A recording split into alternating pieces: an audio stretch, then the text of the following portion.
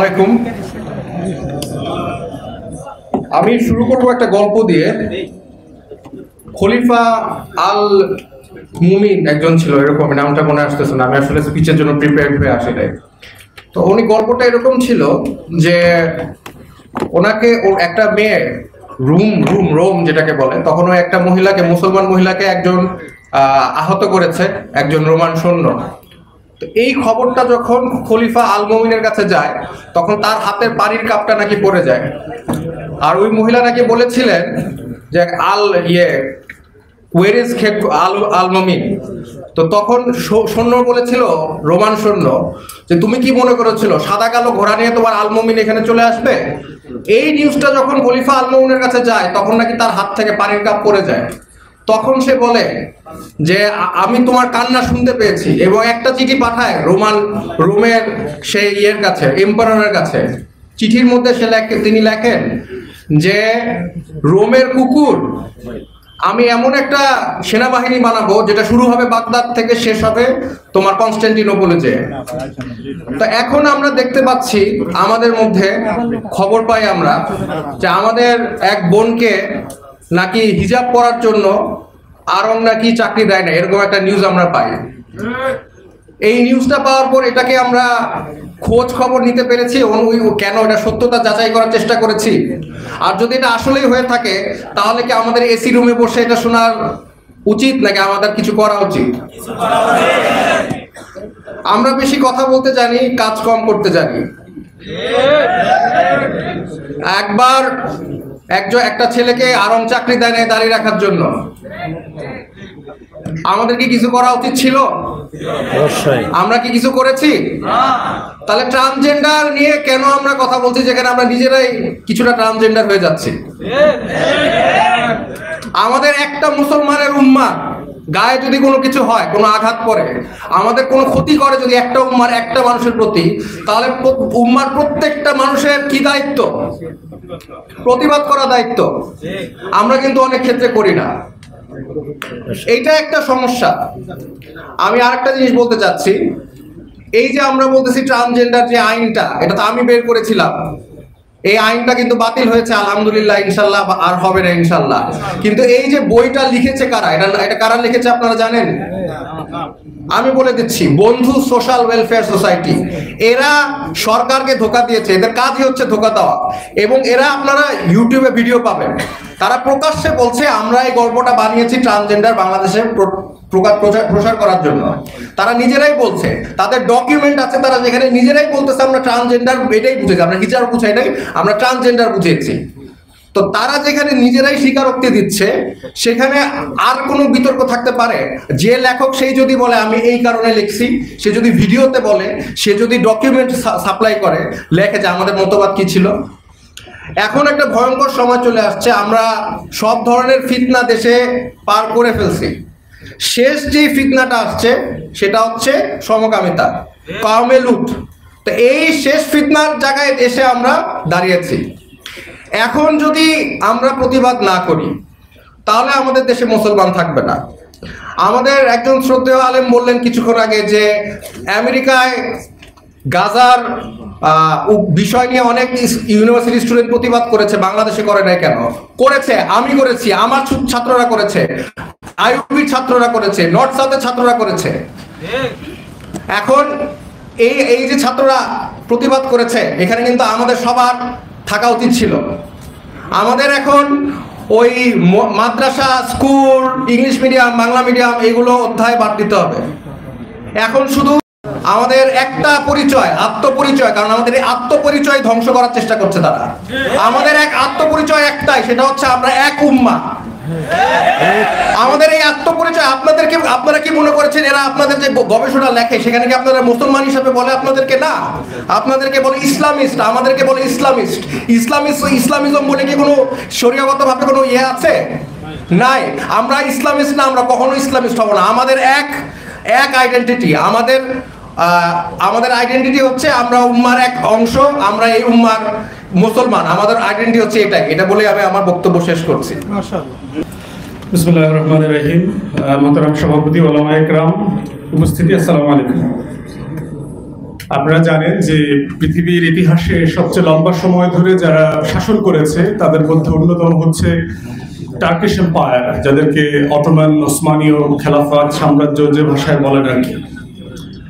Ottoman এম্পায়ারের সময়ে তারা Mamluk সহ হিসাব করলে প্রায় 800-850 বছর শাসন করেছে, এবং এই পুরো ওসমানী খেলাফতের ভিতরে সবচেয়ে সফল শাসক বলা হয় সুলতান সুলাইমানকে। ইংলিশে ওনাকে নিয়ে লেজেন্ডারি বুকস আছে, কিংবদন্তি, সুলাইমান দ্য ম্যাগনিফিসেন্ট, প্রচুর বই পুস্তক আছে আর কি।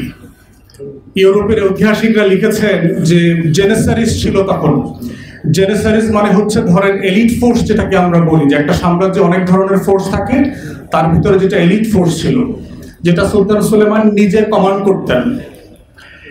তো ইউরোপের ইতিহাসে লেখা হয়েছে বিভিন্ন জায়গাতে যে জেনিসারিসরা আসছে, এটা শুনলেই 1/3 of the armies in Europe would have left the battlefield. জেনিসারি আসতেছে আজকের যুদ্ধে, এটা শুনলেই ইউরোপের 1/3 সোলজার ব্যাটলফিল্ড থেকে চলে যেত, তারা এত দুর্ধর্ষ ছিল। তো সেই সময়ে আপনার সুলাইমানিয়া মসজিদ যেটা আছে, সুলতান সুলেমানের সবচেয়ে গ্র্যান্ড মস্ক যেটা বলেন, জাতীয় মসজিদ, সেই মসজিদে একজন ইমাম নিয়োগ হবেন।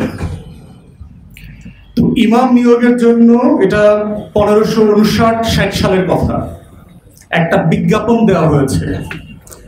যারা তরুণ ওলামায়ে কেরাম এখানে আছেন তারা মিলায়া পড়বেন আর কি, আর যারা আকাবের আছেন, মুরব্বীরা আছেন, আপনারা ভাববেন যে আপনারা আসলে কি পড়াচ্ছেন। মুহাসাবা খুব জরুরি আমাদের নিজেদের জন্য। সেখানে 7টা রিকোয়ারমেন্টের কথা বলা ছিল যে গ্র্যান্ড মসজিদের, জাতীয় মসজিদের ইমাম নিয়োগ হবে, 7টা যোগ্যতা দরকার।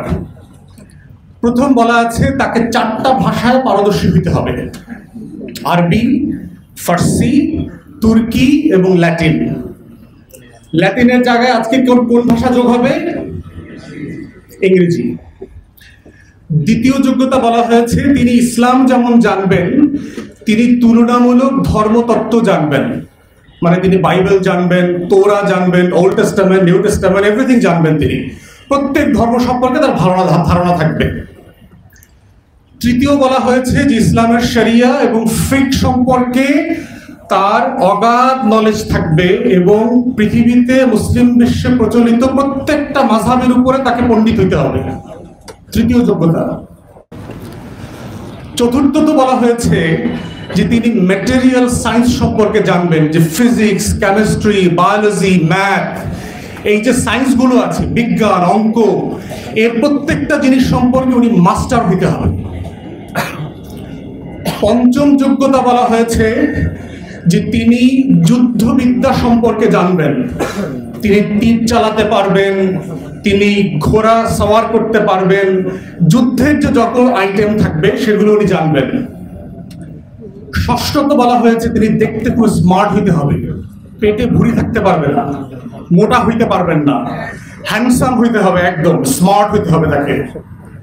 এবং সপ্তম বলা হয়েছে তার কণ্ঠ অসাধারণ শ্রুতিমধুর হইতে হবে।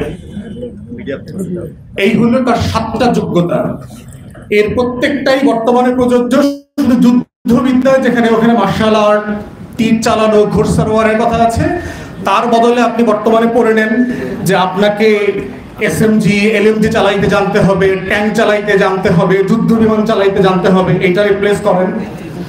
আর হচ্ছে ভাষার যেটা, এখন তরুণ ওলামায়ে কেরাম যারা আছেন তারা আজকে বাসায় গিয়ে আয়নাতে দেখে চিন্তা করবেন, এই বিজ্ঞাপনটা যদি 2024 সালে দেওয়া হয়, আপনারা একজনও আবেদন করতে পারবেন কিনা?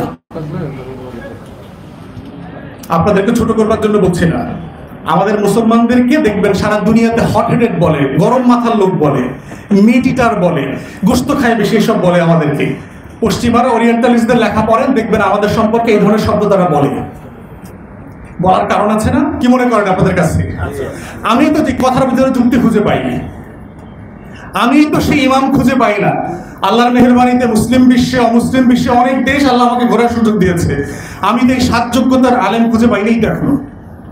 আমার ওলামায়ে কেরামদের প্রতি আমার কোনো অশ্রদ্ধা নাই, আমি আপনাদেরকে ওয়ারাসাতুল আম্বিয়া মনে করি, কিন্তু বুঝতে হবে যে আল্লাহ তাআলা অযোগ্য ব্যক্তির হাতে নেতৃত্ব দেন না, পৃথিবী দেন নাই কখনো।